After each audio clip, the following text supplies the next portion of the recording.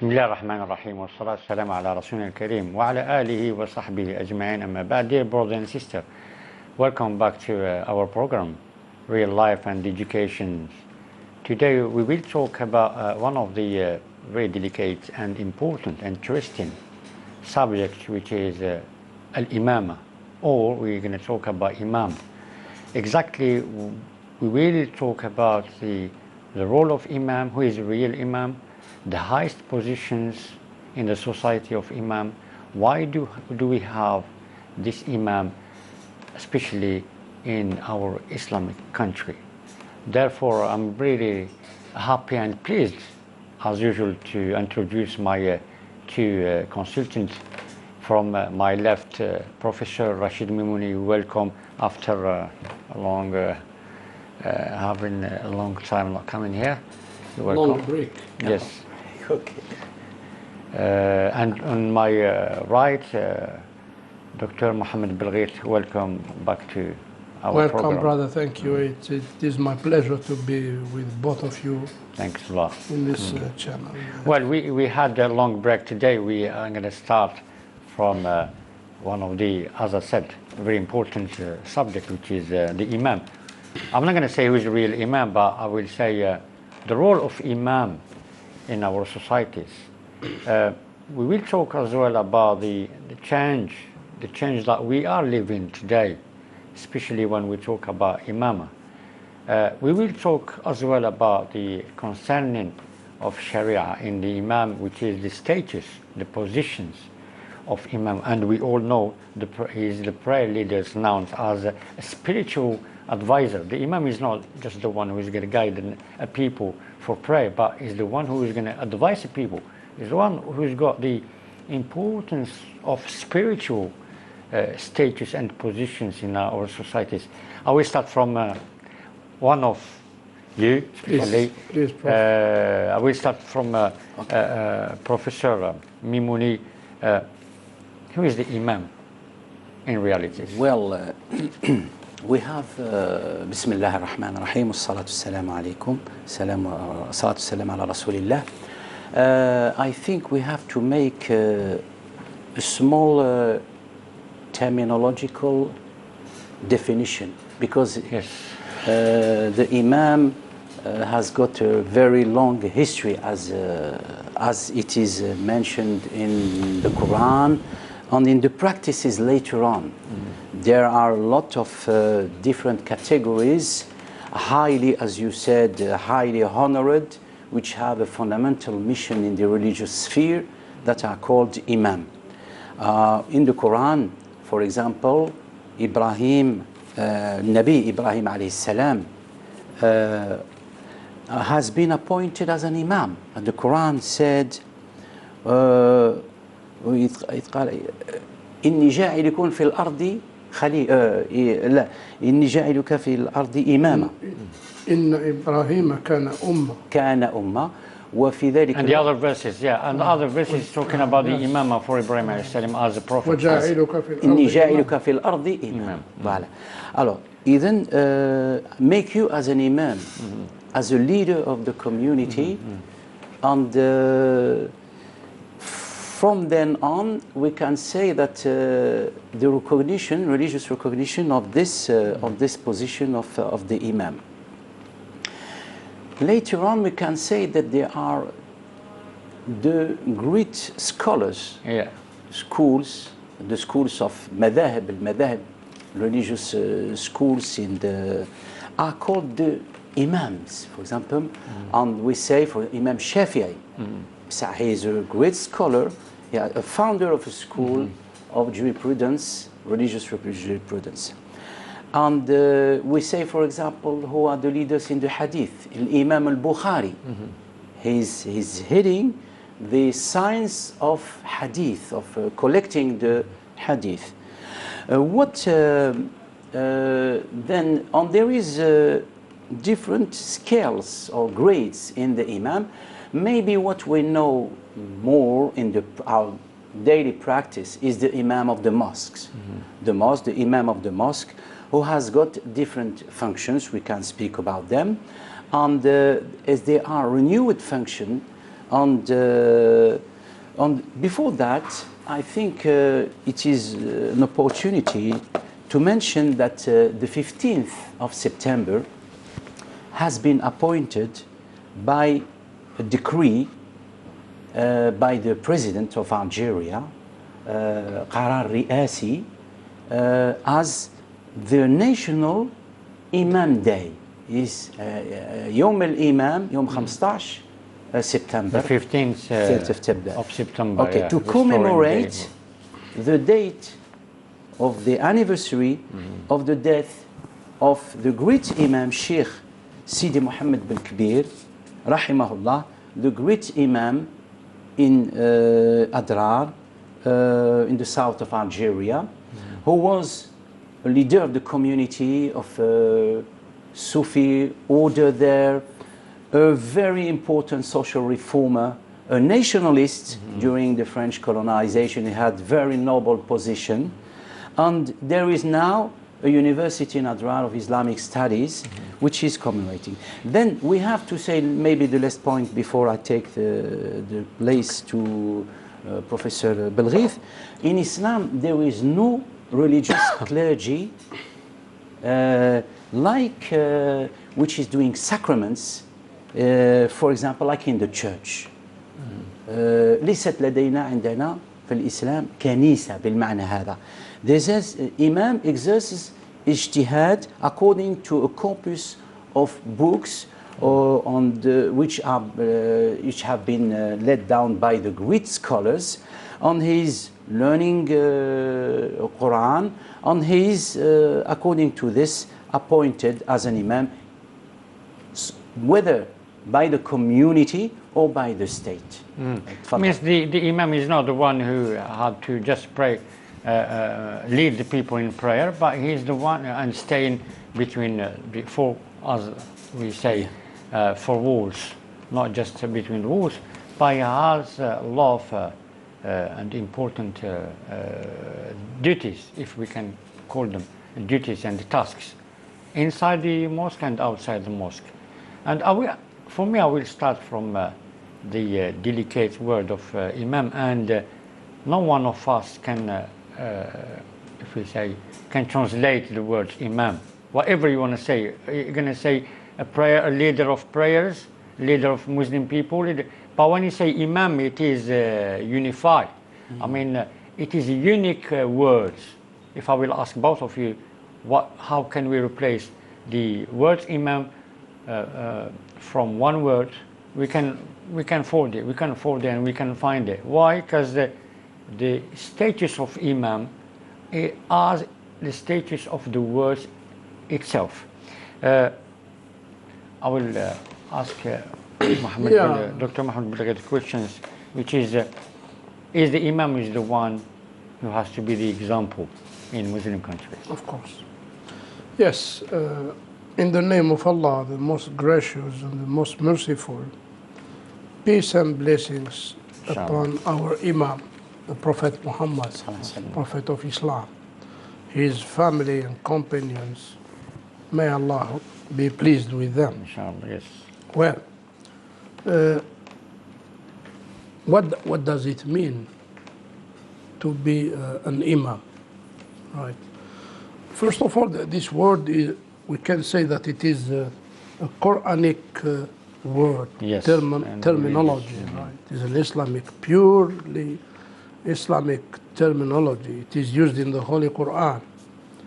إِنِّي جَاعِلُكَ إِلَى النَّاسِ إِمَامًا, for the Prophet Abraham. وَجَعَلْنَاهُمْ أَئِمَّةً.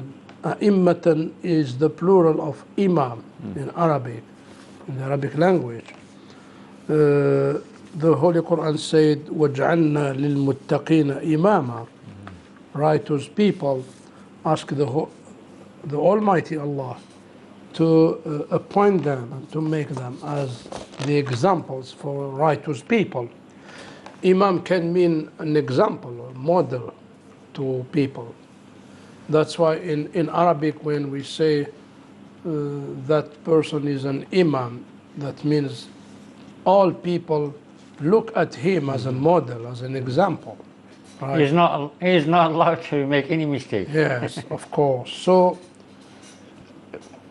an imam, being imam, as he leads us in our prayers, that means the society has appointed him to lead the Muslims in their prayers. That means he should be competent enough to lead them in other things, right? When the Prophet Muhammad and the Muslims during the Prophet era appointed Abu Bakr as-Siddiq, the companion of the Prophet, as an imam for their prayers, right?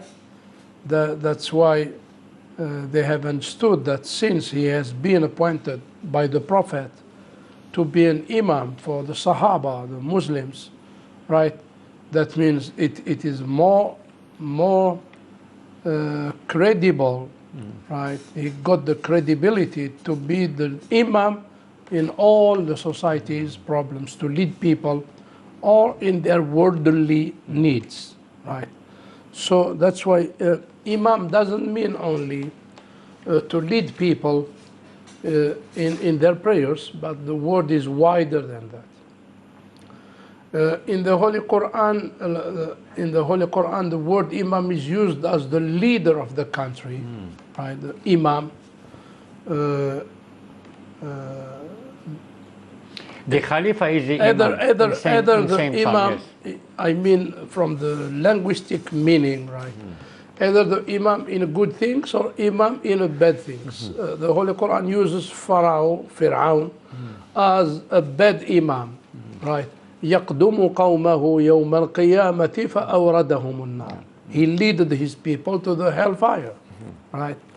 So, وَجَعَلْنَاهُمْ أَئِمَّةً يَدْعُونَ إِلَى النَّارِ. The Pharaoh and the dictators during the human history, Qarun and Pharaoh and Haman, his consultant, why? They led people to the hellfire, the decline of their civilization. That's why the Holy Quran said, وَجَعَلْنَاهُمْ أَئِمَّةً يَدْعُونَ إِلَى النَّارِ وَيَوْمَ الْقِيَامَةِ هُمْ مِنَ الْمَقْبُوحِينَ. You see, they were as imams, as leaders, leading their people to the hellfire, dictators and people who were leading people with injustice, right? So when we say imam, it might mean, according to the lexical meaning, I mean the language meaning, it means a leader either in a good things or in a bad things. Well, there's some verse Islamically, there's some verse the about imam, the positive imam. yes, We say yes. أئمة يهدون. وَجَعَلْنَاهُمْ أَئِمَّةً يَهْدُونَ بِأَمْرِنَا. Right? Yes. We made them as imams, as leaders, to guide people to the right teachings, to the right way, to the righteousness. وَجَعَلْنَاهُمْ أَئِمَّةً يَهْدُونَ بِأَمْرِنَا لَمَّا صَبَرُوا وَكَانُوا بِآيَاتِنَا يُوقِنُونَ. Maybe we'll come back to those very important qualities which should be provided in any imam who wants to lead people either in their prayers or in their worldly needs, right? So imam also imama is a great responsibility. It is. Right. Yes. When somebody is appointed as an imam, he has to understand that. He has to behave with a feeling and sense of responsibility. Otherwise, he can spoil the image of Islam. Because all people are looking to his behavior and his conduct, how he behaves in the society, right? Because this is what will make to him the credibility. The very important point highlighted by Professor Mimouni, may Allah reward him, we need to understand when we talk about imam that it is totally different from other beliefs and ideologies. Yes. Imam is not a contact between us and the Almighty Allah. The Prophet Muhammad is a teacher. As he has been appointed as the leader, He is not an intermediate between us and Allah. Yeah, people need He to know teaches that. us how to worship Allah, how to follow the Islamic teachings, but we don't need to go through him to supplicate Allah, to pray to Allah. There is no intermediate between the Muslim and the Almighty Allah. And we've got even this, the Prophet themselves. we have got this kind of dealing with some people. We have to understand that. Maybe we ignore that. Maybe we can find in other religions or ideologies that they put somebody to go to the paradise. You have to get the satisfaction of that leader or the satisfaction I of think, that. As they do the Christianity. Yes, in Islam, وَإِذَا سَأَلَكَ عِبَادِ عَنِّي فَإِنِّي قَرِيبٌ. directly, Yes. فَإِنِّي قَرِيبٌ. If my servants very close. ask you about me, I'm very close to them. He didn't even tell to the Prophet, tell them. Even this word, tell them, no. If my servants ask you about me, I am closer to them directly. In the verse of Surah Al-Baqarah. That's why being imam, right, to lead people in their worshipping sessions or in their worldly needs, right, is a very noble mission, right? That's what I always tell to our imams when I have an occasion to meet with them in lectures with the Ministry of Religious Affairs. I always tell them there is a difference between an imam, right, who thinks only about his salary in the end of the month, and an imam who understood imamah as a mission, as a noble mission on the earth. That's why imam is not only a leader in the prayers, but he is a teacher, he is an educator, he is a preacher, right? He can teach people how they should behave in their daily life, etc. Maybe we will come back to this point, which is very important. Thank you. You see, we've got one of the hadith which is narrated by Abu Mas'ud radiyallahu anhu, saying that when a Prophet Nabi Sallallahu Alaihi Wasallam been asked about the imam, in the hadith he's saying the imam has to get some characteristic or some of the steps, starting from the knowledge, which is he has to be the one who's got more learning of Quran, Quran Azim. If they are same, they are two which have similar positions. The one who is known as Sunnah, who is more knowledgeable. Yeah, more knowledgeable of Sunnah. If they are similar, is the one who's got ladders, which is a Sulam, and after that, at the end, is the one who is the oldest in hijab. Is the first older, and the last one is older in the age. In the age, yes. And before the last is the one who's older, immigrated first. Yes. I mean the older. More experience. Yes. Right. This is these things show maybe us. These are the criteria, knowledge of places of the criteria how to appoint somebody as an imam. There should be a system of evaluation. Otherwise, if you make it open for everyone, right, we'll have to settle difficult problems, right?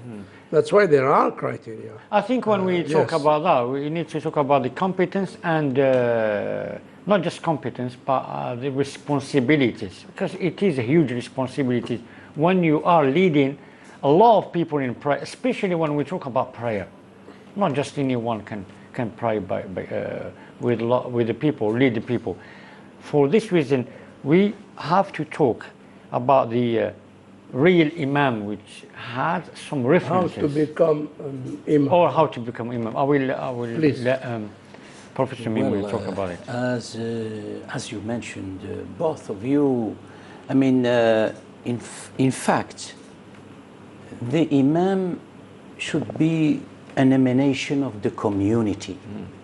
That means he's going to guide the community spiritually and in other settings. And for this, he has to be a respected person. Has been to be a respected person.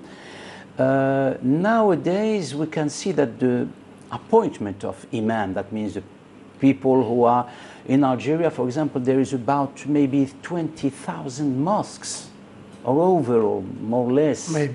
Then they have to be, this is responsibility on behalf of the community, on behalf of the state. Then the state is appointing, is giving formation, تكوين يعني, to the imam. But before that, as you say, he has to have moral qualities, righteousness. He has to be morally.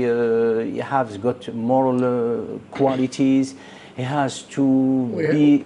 We have to provide maybe, Prof, a testimony, a society's testimony of a good conduct. Good conduct. Yes. Well, a respecting community. Then we can. Even there is a hadith. One who is making leader or imam of a community and they refuse him, he cannot be appointed. Morally, he should not be. Sure. That is what he is going to make. People, he is catering for the spiritual needs first. Every time in society, even in any period, and particularly this one, when there is skepticism on different sects, on different religious leaders, there is denomination religions, which are, there is too many tendencies. There are tendencies, even devilish tendencies in the society. Then the imam has to be one who lead the prayer with knowledge of the Quran, or most of the Quran. He is going to deliver the khutbah. This is important, the sermon. Yani, well, there are different grades. Administratively, there is different grades of the imam, the imam al-khatib, ila akhiri. We don't enter those in these details. We should say he is going to a sermon. Al-khutbah. Al-khutbah. As a khutbah, he is educating people. He is he is interpreting the religion according to situation. Maybe it is difficult situation. They have to be contained, how to say, to have educative, positive, didactic position towards the person who are different audience. They are youth, there are old people. And then his khutbah has to be a model of education, has to be a model of teaching. Then he's not only khutbah, he is taking, for example, during Ramadan, the whole month of Ramadan, he's going to deliver talks. He may deliver talks to different categories, to youth, learning Quran, reading famous religious books of hadith during the week. Then this is about the praise. He may be even in very sad situations where they need psychological support, مثلا funerals, in the funerals, pray. When there is Salat al-Istisqa, it is maybe a minor answer. And as an imam, for this to be a respected person, he has to be a member of the community. He has not to be arrogant. He has to be with people, inquire about their needs, to satisfy their needs, although psychologically, and has be counseling. He's maybe counseling people, and there are a lot of missions. Maybe today we can add. He's going to visit the sick. He's going to visit the sick. Well, one of the traditional things is, for example, to celebrate the marriages. And he has got to encourage people and youth to get married. He has to get a mission of mediation sometimes. In the neighborhood, there may be problems. He had to tackle them, to have got the spirit, the authority, moral authority, to solve, or at least to ease the conflicts. on mediations. And there is one of the, this is one of the thing, or maybe one of the thing maybe which is very important for the Imam today, is to educate youth. Imam on the team, it's not only the Imam. There is, and if he is a good person, appreciated person, there are a lot of people around in the mosque who will gather with him and will help him in his mission. For example, help the youth, avoid the youth to go to the bad way, to go to violence, extremism, and things like that. He has to be a mediator even in this. Oh well, it's a lot of things. Delinquency, to prevent them from delinquency.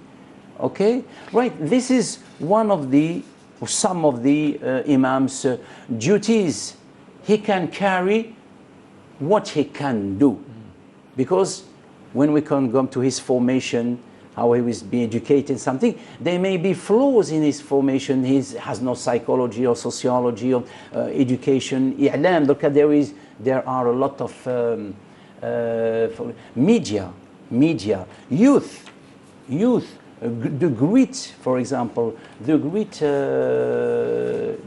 television and the cinema groups, I wouldn't mention them, are trying to attract the youth. And they're giving them some ideas. It's difficult for him alone to, this is the duty of a team of educators. Talking about, as I said, about the duties of the Imam. The Imam is not just the one who pray or lead the people. The Imam is the one who teach people, who educate people, who consult people, who concile people, who advise people, who judge people. Not judging as judging, but separating between the good and bad things, etc. And more than that, he is the one who are representing people in societies. For that, I will say we need to talk about the roles of the role of Imam, the impact if we don't have the Imam. What's going to happen to us? Yes, first of all, the Prophet Muhammad, peace be upon him, has mentioned that people maybe can live without food or without water, but they cannot even stay one night without a leader, yes, without an Imam. Imam here as a leader. If the Prophet Muhammad is the leader of the nation, of the Ummah, he led us in different circumstances and difficult circumstances, sallallahu alaihi wasallam, right? And he led people. He is our leader, or in the fields of life.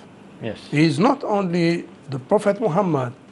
He is not a leader, only a leader in the mosque, inside the mosque, but he came to lead us in all fields of life, right?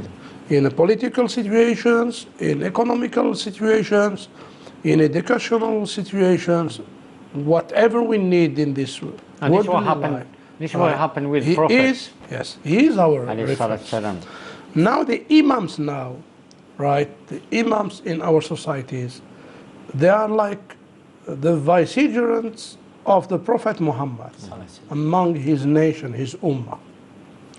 So if we understand that, we need to know that Imam is a leader who can lead people. That's why maybe some people, they have a very narrow vision about the Imam. They think that Imam, he leads his people in the mosque and that's all, and he goes back home, right? But the image of Imam, an Imam in Islam, according to the Islamic worldview, Imam should be a highly competent person who can lead his society wherever we appoint him. And he can be successful, right, in leading people in different fields of life. That's why he needs knowledge. Knowledge, not only Islamic sciences or studies knowledge, but he needs to be updated. The knowledge needed by the imam can be the contemporary knowledge. I mean imams in the early ages of Islam, during the Islamic civilization, the golden age of the Islamic civilization. As he is an imam in the mosque, he is a physician. Yes. He is a doctor. Al-Hasan ibn al-Haytham was leading his people in the mosque as an imam in prayers, and he was a searcher in the physical sciences laboratory. Avisan ibn Sina, same thing. He was a doctor. He was specialized in medical sciences. Al-Khawarizmi, Ibn Khaldun, he was a sociologist, and in the same time he was an imam.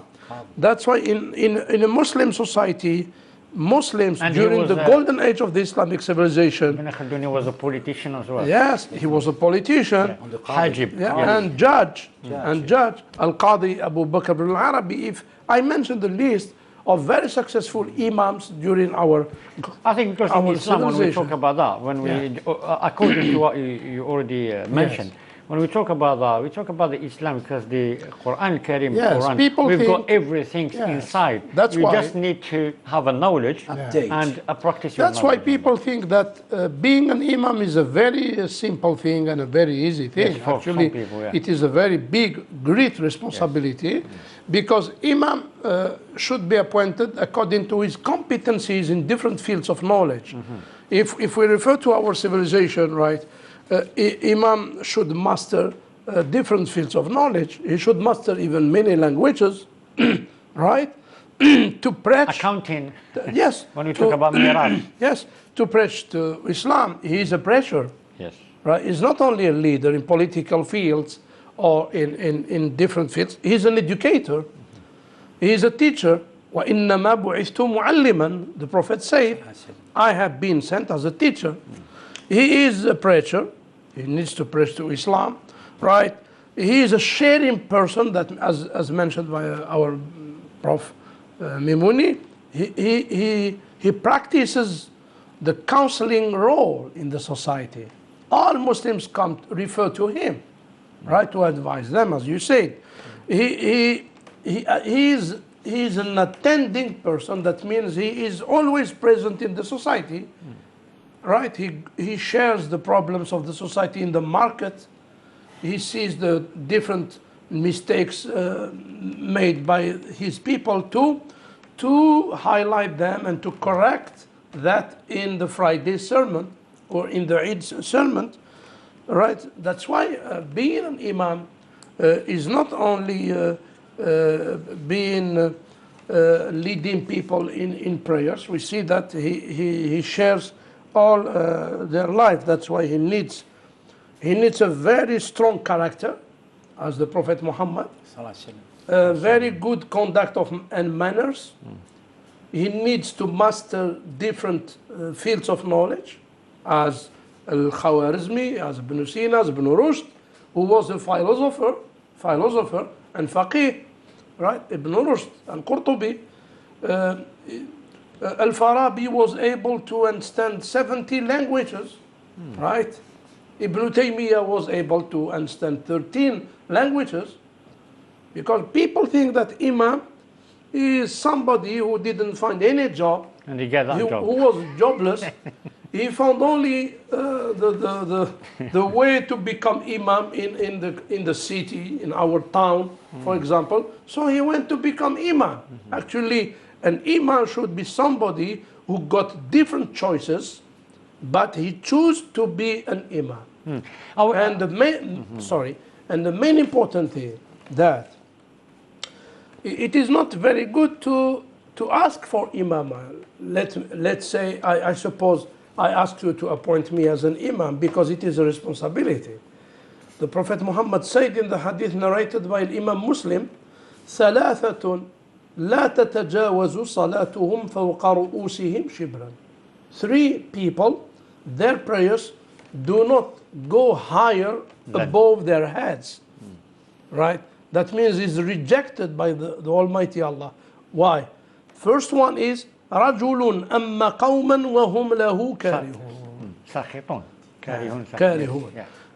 An imam, somebody who asks to be appointed as an imam, and he knows that he is not competent enough. He knows that he doesn't have the testimony of society for good moral and good conduct, because this is very important. Yes. That's why we need to remind our brothers and sisters and our audience that it is a very high responsibility. Those who appoint imams among our mosques, they have to understand that it is a very heavy responsibility before Allah on the day of resurrection. Because if I appoint somebody to any mission and I know that he is incompetent, I have to understand that any mistake he commits, right, I will be sinful as he is, because I am the one who appointed him. He's gonna share the same. Yes. An imam should be a very strong person in character and manners. That means he doesn't have a complaining mentality, right? He should lead people. That means he has to be stronger than them. And we have to understand that we might be tolerating some mistakes from people. The same mistakes cannot be tolerated by an imam. That's why we believe that being an imam is a very heavy responsibility before Allah on the day of resurrection. Right. Because let me say, when we talk about the imam, we need to talk about the speeches of the imam, of some of them. Sure. When we talk about speech, the speech is one of the important elements. The sermon, Friday's sermon, and it is an element the Eid to sermon, make, yes, or to the make lectures we give in the mosques. I personally totally disagree. I take this opportunity to say this here. I totally disagree about an imam who gives the Friday sermon in the Arabic dialect. I mean in the darija, al-aamiyya. Al-mimbar is a very, very high responsibility, right? If people do not listen to the Arabic language, the fluent Arabic language, the Quranic Arabic language, on the mimbar, because I see some imams, they might use in the Friday sermon in talking in a very, very low level of, using a very low level of the Arabic, al-aamiyya, al-darija. And this is, I think, is not very proper, I mean. Now, talking about the speeches, the way of first of all, before talking about speech, we need to talk about the choice of subjects on especially Friday speeches. Yes. If you are disagree about that, I will disagree about choosing the imam, for example, who is not from the place, who is not from the area. Yeah. There's some areas they have to choose the imam from the place. Sure. Why? Because the people know what they need to talk about and what they don't need to talk about it. So when you have in your area the imam, he should know the subject that he has to involved. Because there's a lot of subjects need to be involved. He has to choose. Imam who leaves sensitive issues. Yes. And this is what we call it in Arabic fiqh al-waqa. He has to know the reality of the places. Yeah. Okay, I will ask Professor Mimouni about his opinion about that. First of all, are you agree with well, that? What I agree with Professor, it is an intricate issue because it's related with his type of formation, as mentioned, on the degree of tackling the sensitive issues. You cannot always. Yes. According to the Arabic language, I would say, well, because there are a lot of people who maybe are listening from the English-speaking world.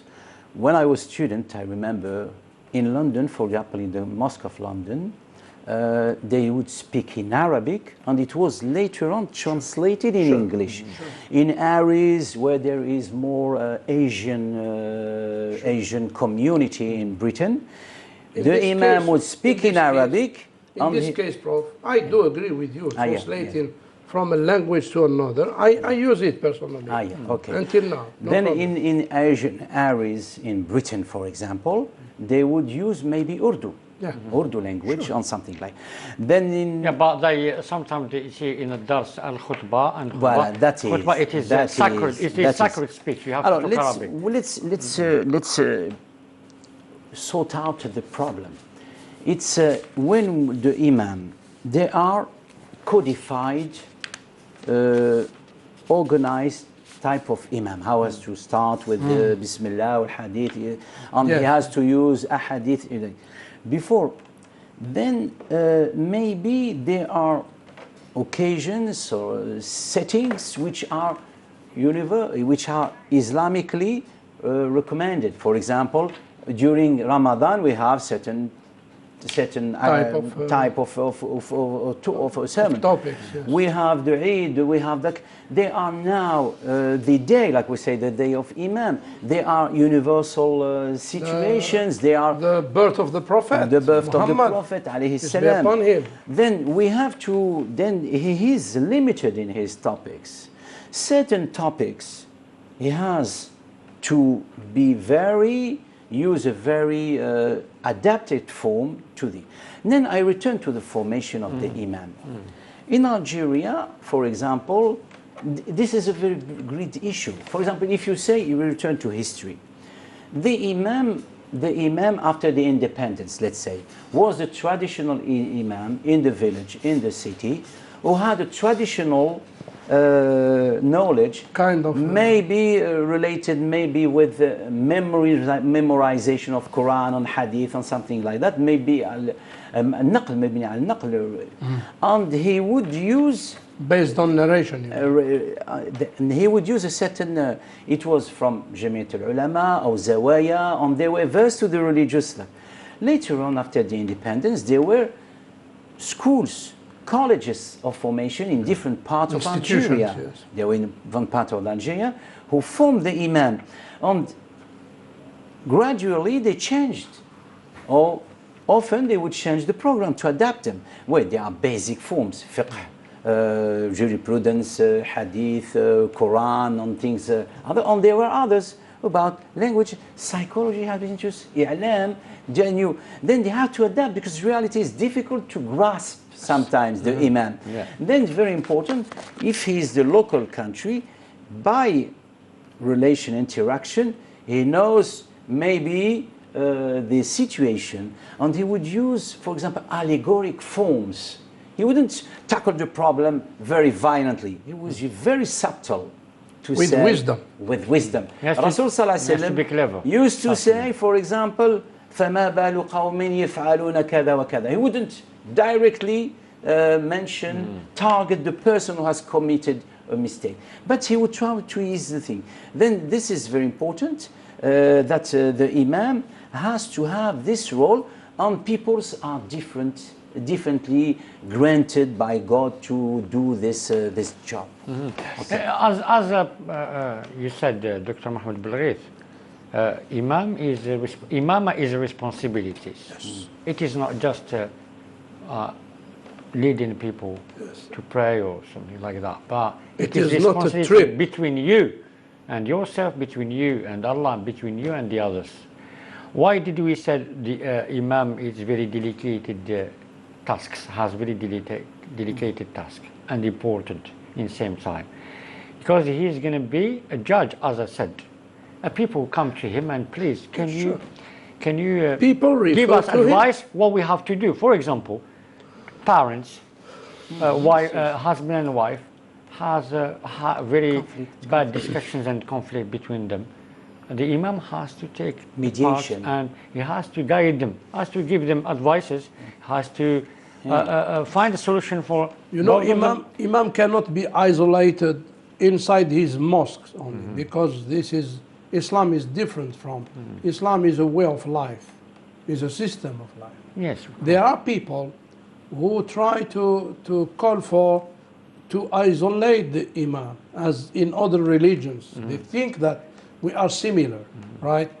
The imam, there are people who say imam should do al-Fatiha during the marriage ceremony, and he should recite some verses of the Holy Quran in the funerals, in janazah, and that's enough for him, right? This is a kind of secular interpretation. Yes, still some people, Islam, right? Still some people believe on that. Yes, I am an imam since 40 years. That's why I'm talking, and I know really the situation, right? So there are people actually maybe who have a Western mentality, who think that imam is like the clergy in the church, right? Because they think that Christianity is similar with Islam, and they don't distinguish the differences between the two religions actually, right? Imam in Islam is different from that, right? Imam share the problems of the society. He is a counselor. He solves problems. He is a solving problems person.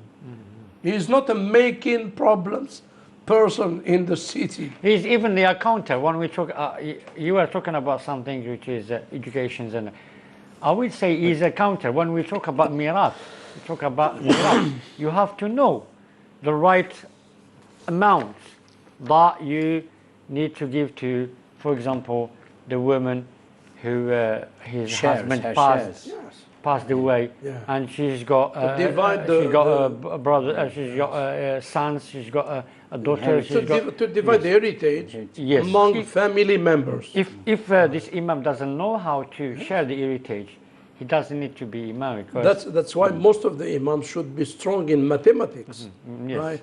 And as we were during the golden age of the Islamic civilization. We need to talk about as well the decisions. The imam has a decision maker between his hand. Yeah. He has to make decisions. He has to be patient when making decisions. Yes. Because making decisions is not that easy. But you've got what you have to do. But make your decision before it's going to be late for the others. Being imam, as it needs knowledge, right? It needs wisdom, as Professor Mimouni mentioned. An imam should be wise enough among the society. He shouldn't be the cause of any conflict in the society.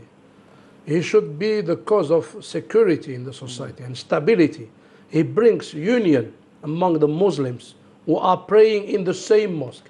He shouldn't be the cause of any conflict in the city, in the town, inside the mosque, among the Muslims, right? He should be the origin and the cause of stability in our society. I think add to all that. Yes. Imam is the oldest jobs, I think. Yes. Is the first job and the oldest job. Well, I would mention one thing which is maybe a bit more critical, is about the imam. He is a citizen too. Yes. As a citizen, he may be, for example, there are some decisions from above, from public services, which could be wouldn't accept like another citizen. Yes. He has to have a certain autonomy. He's not just a servant of the You take it from my mouth now. Autonomy and certain authority. Yes. But with the responsibility. Sure. He wouldn't make, although maybe some policies might not be correct, he wouldn't create, as Professor Belghith mentioned, fitna, dissension in society, or use it in a certain political way. I think to resume, he shouldn't take any advantage. As others taking advantage by them. In the opposite, right? We should understand how the society should behave towards imams. Towards imams, society imams. On the service, public services. Right. I would mention something. Please. We pay tribute to the imam today, homage for him, but his socio-economic status has to be risen. According to this, there are imam who are living in a very difficult economic situation. We have to make this listen to this pledge to the authorities. Second thing, they are imam in their actions. They are opposite groups, and they have caused violence, even death to A'imma in Algeria in different periods. Sure. Because they were courageous, their righteousness, or maybe they wouldn't agree with them. We have to protect them from the violence where it is. Any kind of violence. If you don't mind, just a second. Yes, you've got 20 seconds. Society should behave towards society with a high respect. We need to appoint an imam who doesn't need us, but we need him. Al-Hassan al-Basri, when Al-Khalifa al-Rashid, Harun al-Rashid said, why Al-Hassan al-Basri do not visit us? The scholars told him, because Al-Hassan al-Basri استغنى عن دنيانا واحتجنا إلى علمه. He doesn't need our worldly materialistic he needs, ignored our but life. we need his knowledge. That's true. Imam should be highly respected in this position and stature in the society. How can we make the imam who doesn't need us materialistically, we make him self-sufficient in different materialistic needs, right? To make sure to guarantee that society should respect him perfectly. Thank you. Of course, thanks a lot to both of you about this subject, which is the debates of Imam. We all agree that Imam is the one who has the high status in our life, in our society, in our Muslim societies. Therefore, he has to educate people, he has to advise people. But in meantime, we have to respect him, what he's done and what he's doing and what he's done right now. At the end, I will say, Assalamu alaikum wa rahmatullahi ta'ala wa barakatuh.